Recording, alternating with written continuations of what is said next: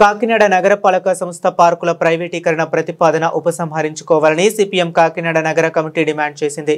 ఈ మేరకు సిపిఎం నగర కన్వీనర్ పలివెల వీరబాబు బుధవారం సాయంత్రం సుందరయ్య భవన్లో మీడియా సమావేశంతో మాట్లాడుతూ నగరపాలక సంస్థ ప్రత్యేక అధికారిగా ఉన్న జిల్లా కలెక్టర్ వారు ఆదాయాన్ని సమకూర్చుకునే పేరుతో కాకినాడ నగరంలో 9 పార్కులు ప్రైవేటు వారికి అప్పగించడానికి ఆహ్వానిస్తున్నట్లు ఇచ్చిన ప్రకటన రాజ్యాంగ విరుద్ధంగా ఉందన్నారు.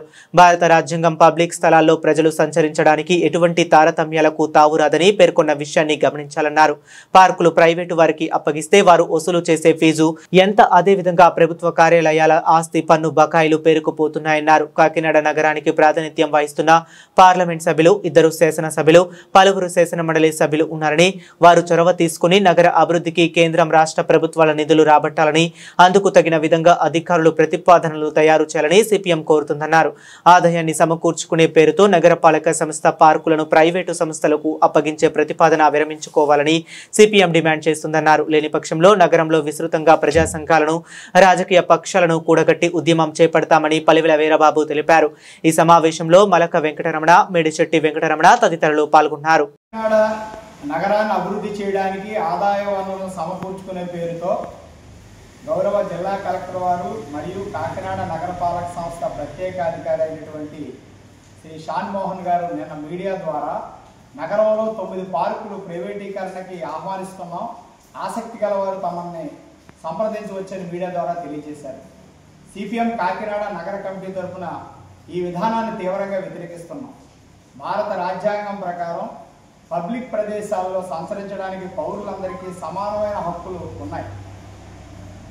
అది 5 రూపాయల 10 రూపాయల అనే విషయం కాకుండా ఎక్కడైనా పబ్లిక్ ప్రదేశాల్లో ఫీజు పెట్టడము, ప్రైవేటీకరణ చేయడం అని అంటే కొంతమంది ప్రజల్ని ఆ ప్రాంతంలో సంచరించడానికి ఉండే హక్కు హరించడమే.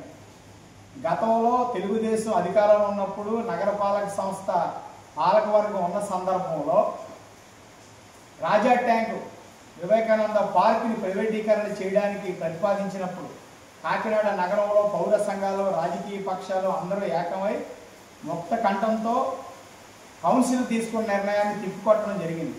ఈ విషయం ఉన్నతాధికారులు గమనించాలి. కాకినాడ నగరపాలక సంస్థకి గత 3 ఏళ్లుగా పాలకవర్గం లేకపోవడం వల్ల కేంద్ర ప్రభుత్వ 15వ ఆర్థిక సంఘం నిధులు నిలిచిపోయాయి. అదేవిధంగా ఏళ్ల తరబడి కాకినాడ నగరంలో ఉన్న ప్రభుత్వ కార్యాలయాల ఆస్తి పన్నులు కోట్లాది రూపాయలు బకాయిలు ఉన్నాయి. ఆ బకాయిలు వసూలు చేయాల్సిన బాధ్యత ఉన్నతాధికారుల పైన ఉన్నది. పాలకవర్గం ఉన్నట్లయితే ప్రజల అభిప్రాయాలకు అనుగుణంగా ఆదాయాన్ని సమకూర్చుకోవడం కానీ, ఖర్చులు చేయడం కానీ ప్రజాస్వామ్యబద్ధంగా రాజ్యాంగం ప్రకారంగా జరుగుతుంది. ఇప్పుడు కేవలం ఉన్నతాధికారులు నిర్ణయం తీసుకుని ప్రజల మీద భారాలు వేయడం అనేది సమంజసమైన విషయం కాదు.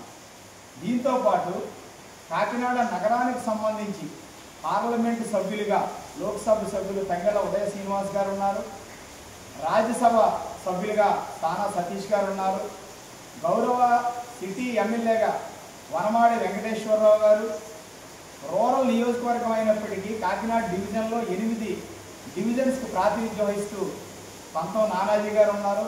వీరితో పాటు కొంతమంది ఎమ్మెల్సీలు కూడా కాకినాడ నగరంలో ఉన్నారు. కాబట్టి కేంద్ర రాష్ట్ర ప్రభుత్వాల నుంచి కాకినాడ నగరాన్ని అభివృద్ధి చేయడానికి కావాల్సిన నిధులు రాబట్టడానికి ఎంపీలు, ఎమ్మెల్యేలు, ఎమ్మెల్సీలు చొరవ చూపి కృషి చేయాలని సిపిఎం తరఫున వారికి విజ్ఞప్తి చేస్తున్నాం. ఇప్పటికే కాకినాడ నగరంలో ఉపాధి లేక, ఆదాయాలు సరిపోక అనేక మంది సామాన్య కుటుంబాలు ఇబ్బందులు పడతా ఉంటే ఇంటి పన్నులు పెంచడానికి మార్గాలు వెతుకుతున్నామని, ఖాళీ స్థలాలకి పన్నులు పెంచడమో లేదా దానిపైన తగు చర్యలు తీసుకోవడమో చేయడము, ఇటువంటి నిర్ణయాలన్నీ కూడా పాలకవర్గం లేకుండా, ప్రజల యొక్క అభిప్రాయం తీసుకోకుండా, ప్రజాప్రతినిధుల అభిప్రాయం ప్రతిబింబించకుండా ఉన్నతాధికారులే నిర్ణయం తీసుకోవడం అనేది ప్రజాస్వామ్యానికి విరుద్ధం.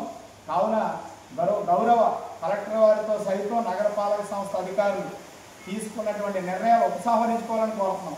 పార్కుల ప్రైవేటీకరణ విధానాన్ని విరమించుకోవాలని సిపిఎం నగర కమిటీగా డిమాండ్ చేస్తున్నాం. లేని పక్షంలో నగరంలో ఉన్నటువంటి పౌర సంఘాలు, ప్రజా సంఘాలు, రాజకీయ పార్టీలన్నింటినీ సమీకృతం చేసి ఈ విధానాలకు వ్యతిరేకంగా ఉద్యమాన్ని నిర్వహిస్తామని సమయంగా తెలియజేస్తున్నాం.